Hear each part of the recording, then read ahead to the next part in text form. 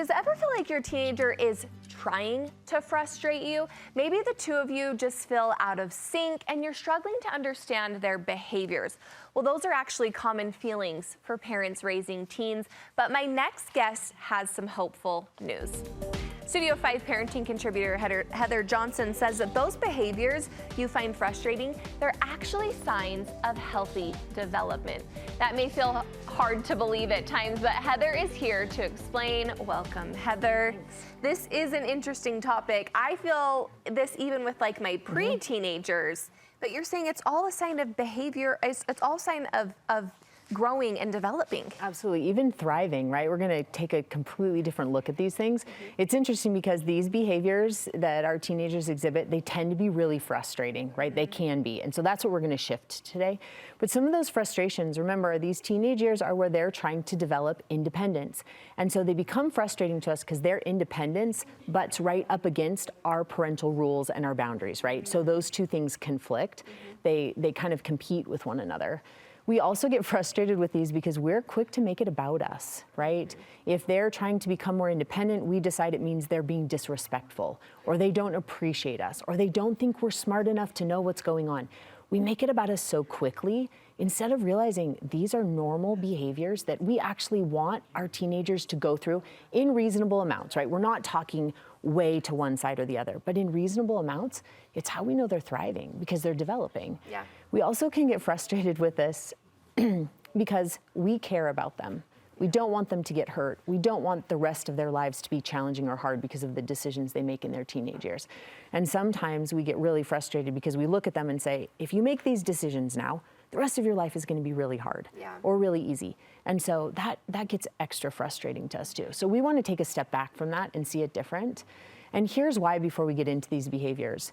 The way we view our teenagers' behavior dictates how we show up. That's why this matters so much, right? It's one thing for them to grow and develop. We obviously want that. But the way we view these behaviors determines how I show up as a mother or as a father or as a grandmother. So if I see them as frustrating and irritating, I'm going to have trouble managing my emotions. I'm going to have trouble receiving the insight or the inspiration that the relationship might need.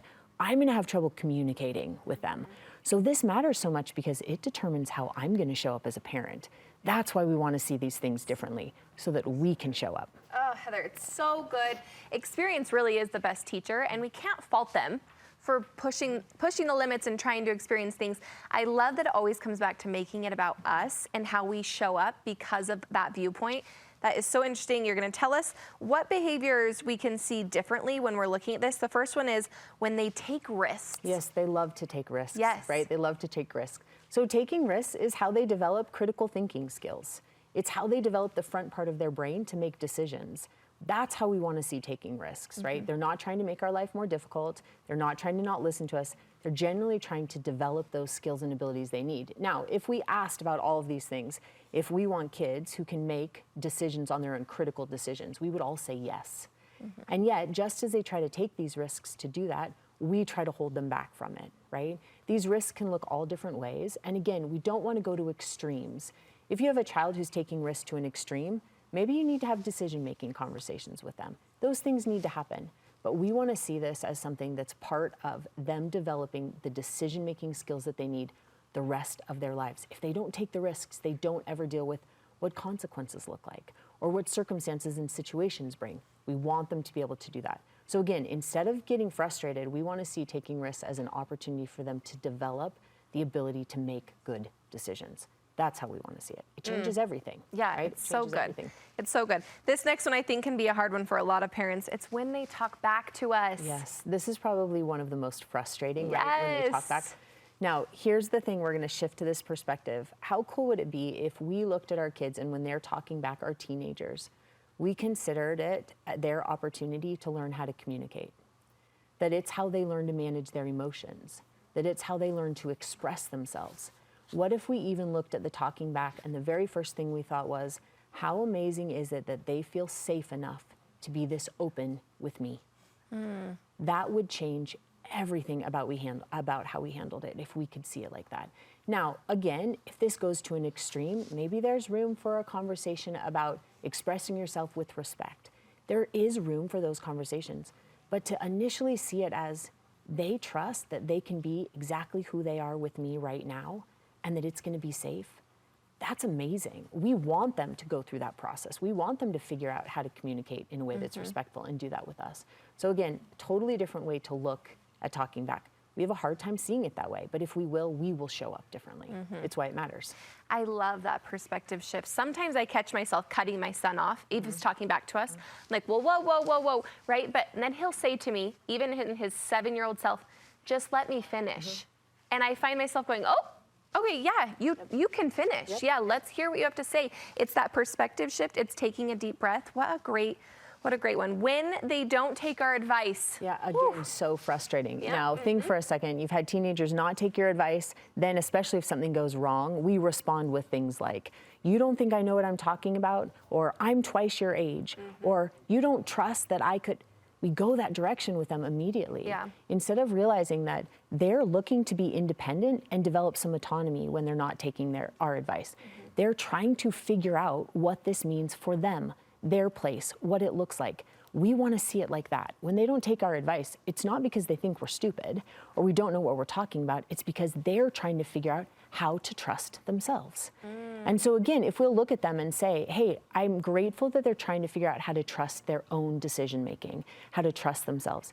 It again changes everything for us, right? Now, if this is swinging too far, this is a really good place for us to listen before we talk. Just like you said with your 7-year-old son, to be able to hear them first before we speak if they're having trouble taking our advice, right? If it goes too far to an extreme. This is also a place where if you want to help with this situation, we want to ask questions instead of give advice. So the questions will allow them to get to that place on their own instead of being told what to do.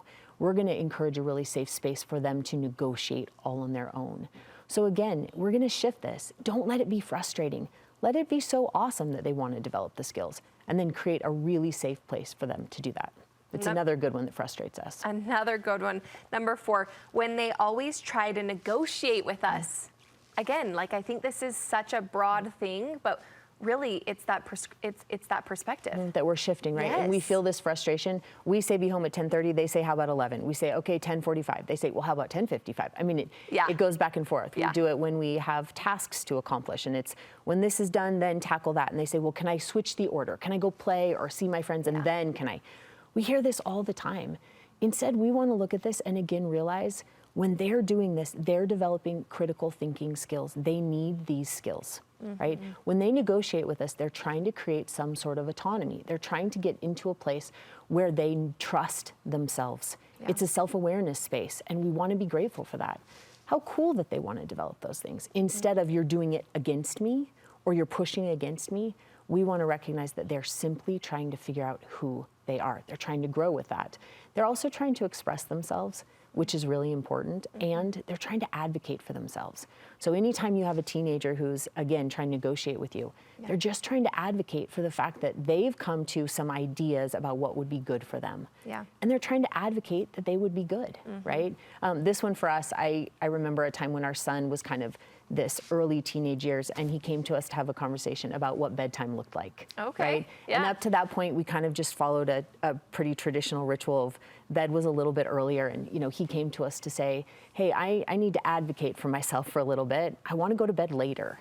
And as simple as that sounds for a teenager right in those early years, he was really coming to us to say, hey, I've thought through what might be really beneficial for me. Could we have a conversation about that? He negotiated with us, right? We want to be grateful for those things. I want him to have those skills now as an adult, right? We want them. So that one matters. And you push him into this, not push, that's the wrong word, but you're helping guide them into these adult conversations in ways that they're not frustrated. Like you're saying, it's a perspective shift in everything that we're looking at. Heather, this is so good. If you want to find counseling and advice from Heather, you can find her information on our website.